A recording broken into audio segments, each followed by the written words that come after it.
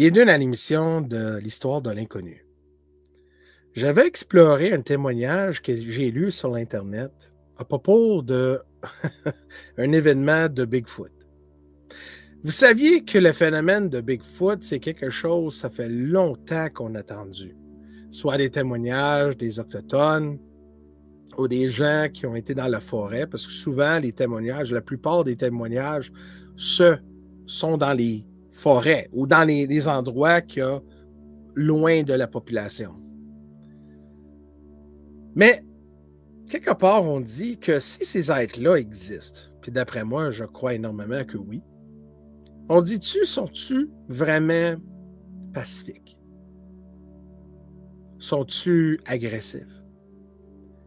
Sont-tu menaçants ou sont-tu vraiment dangereux?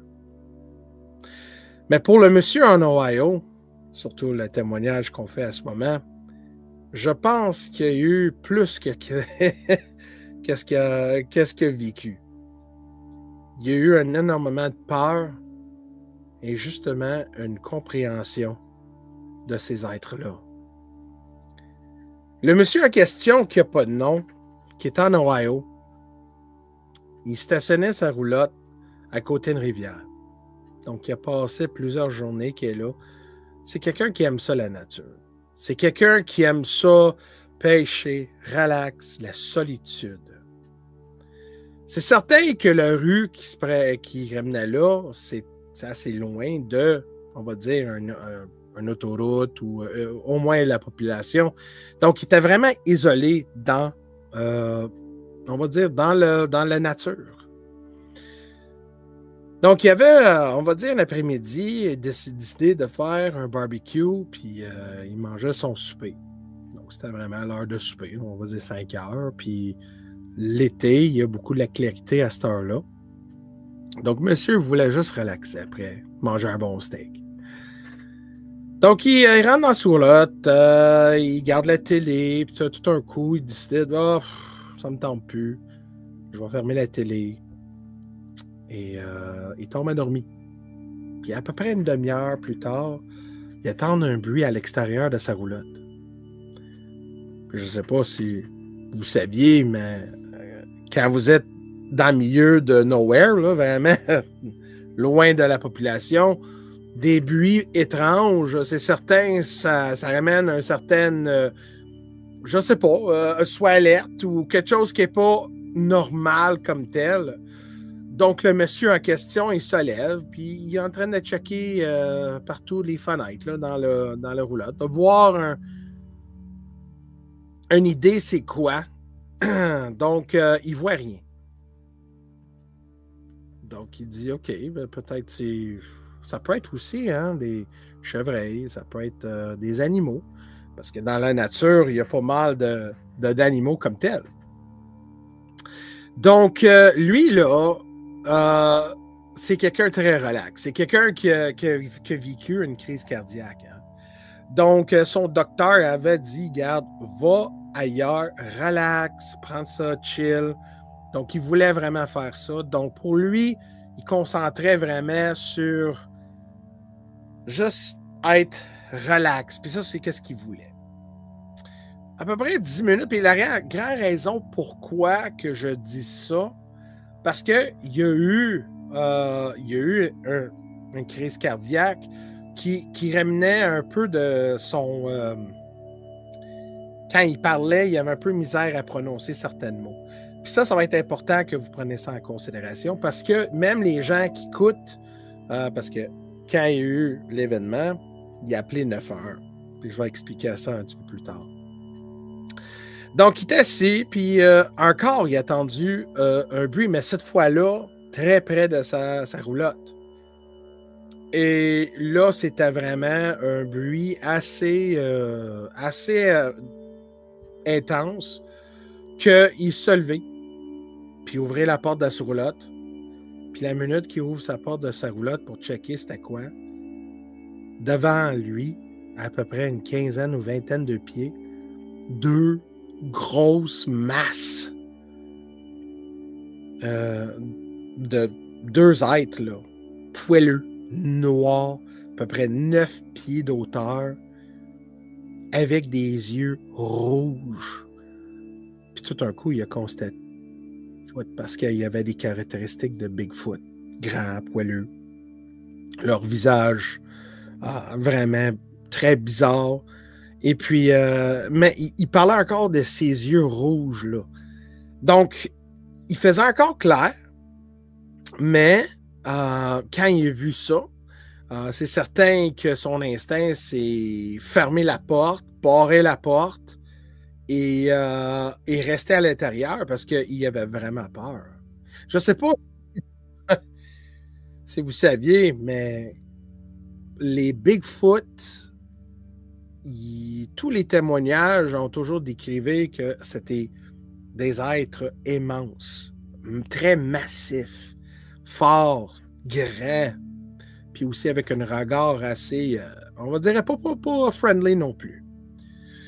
Donc, la personne en question,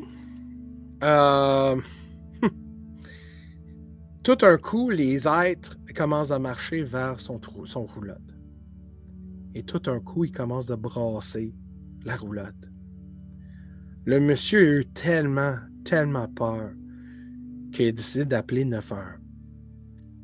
Et c'est là pourquoi que je dis, n'oubliez pas qu'est-ce que je vous avais dit, il y a eu une crise cardiaque, donc il y a eu pas mal des effets secondaires.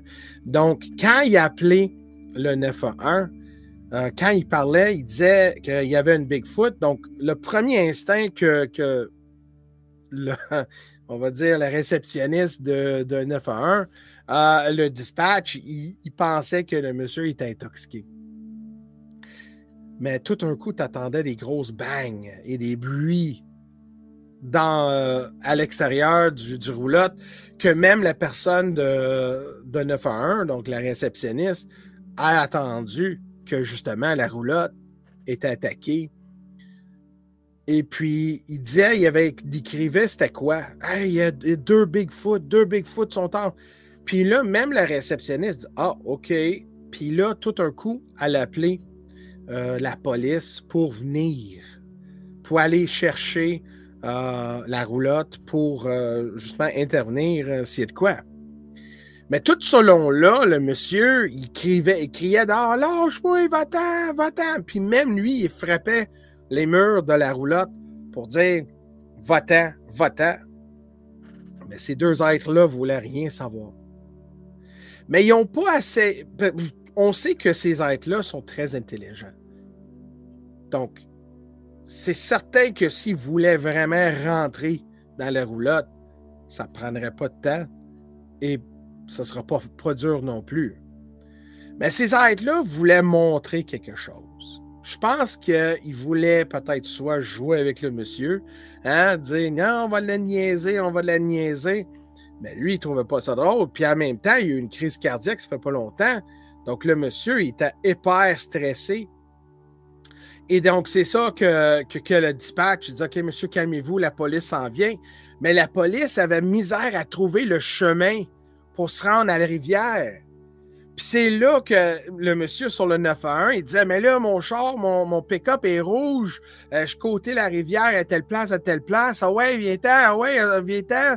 Puis là, t'attends, bang, bang, bang, puis ça grogne, puis ça poussait. Donc, finalement, ça a duré à peu près une bonne dizaine de minutes, puis dizaine de minutes, c'est une éternité, là. Surtout quand tu constates que à l'extérieur de ta roulotte, il y a deux êtres d'à peu près 8 à 9 pieds, massifs, qui poussent ta roulotte comme si c'était une papier, là, un morceau de papier. Mais imagine même dans ces bottines de savoir que même les murs de nos roulottes, c'est très mince. Et les yeux rouges. Parce que souvent, ils disaient, ils sont en train de regarder dans ma roulotte. Ils ont des yeux rouges. Ils parlaient toujours les yeux rouges.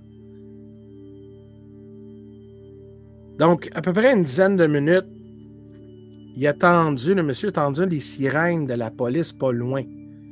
Mais la police, encore, il y avait un peu de misère à trouver le chemin parce que où il était stationné, c'était dans un endroit très isolé. Il n'y avait pas vraiment... C'était pas à côté dans un camping, là. C'était vraiment dans un endroit qui n'avait pas beaucoup de monde, pas beaucoup d'accès. À peu près un autre 5 minutes plus tard, la roulette a arrêté de brasser. Et le monsieur disait au 911, mais là, je pense qu'ils sont partis, je sais pas. Oh my God, ils sont encore en train de regarder dans mon roulotte, les yeux rouges, puis là, ils fessaient le mur. Va-t'en! Va-t'en! Va-t'en! Et finalement, le silence. Le monsieur attend rien, il attend encore les sirènes, la police. Puis tout d'un coup, il voit, parce que là, à ce moment-là, ça a devenu un petit peu plus, on va dire, moins de lumière, donc sombre. Hein? Le nuit commençait à devenir plus dominant. Et là, il voyait les lumières de la police qui venaient vers lui. Et justement, il checkait dans les fenêtres de voir les êtres qui étaient là. Et puis, il ne l'a pas vu. C'est comme ils ont disparu ou ils ont parti. La minute que la police arrive à la roulotte, le monsieur sort dehors, court vers le monsieur en question. Et c'est là que la police a constaté, parce qu'il disait peut-être qu'il serait intoxiqué, mais le monsieur n'était pas intoxiqué. Il n'y avait pas aucun signe, même le senteur de son haleine n'était pas... il n'y avait pas d'alcool dessus, non. Mais il avait expliqué qu'est-ce qui est arrivé, puis même la police, il dit « OK, parfait, on va marcher en tour de la pyramide. » Et c'est là qu'ils ont constaté, ils ont vu des empreintes énormes sur la roulotte. Et même où les êtres étaient, ils voyaient des empreintes assez quelque chose de massif qui était là. Mais ils n'ont pas vu d'autres. C'est comme ils sont venus à la roulotte pour brasser le monsieur. Et après ça, tout un coup, disparu. Donc, le monsieur était tellement en état de choc, c'est certain qu'après avoir vécu ce témoignage-là, ou cet incident-là, c'est certain que le monsieur, il avait vraiment, je pense, toutes les raisons de sortir là.